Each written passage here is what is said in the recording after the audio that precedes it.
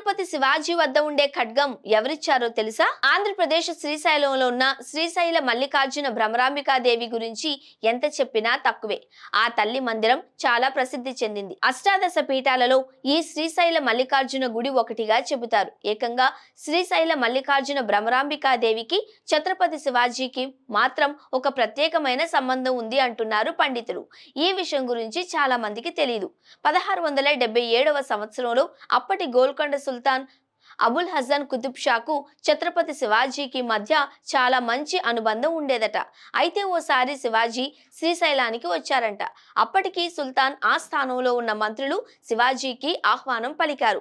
ఛత్రపతి శివాజీ తిరుగు పయనమయ్యే వరకు కూడా ఆయన వెంటే ఉండి అన్ని విషయాలలో సహాయం చేశారంట. ఇలా శివాజీ శ్రీశైల భ్రమరాంబిక ఆలయాన్ని సందర్శించినప్పుడు అక్కడ శివాజీ ఆత్మార్పణ చేసుకోవడానికి ప్రయత్నించారట.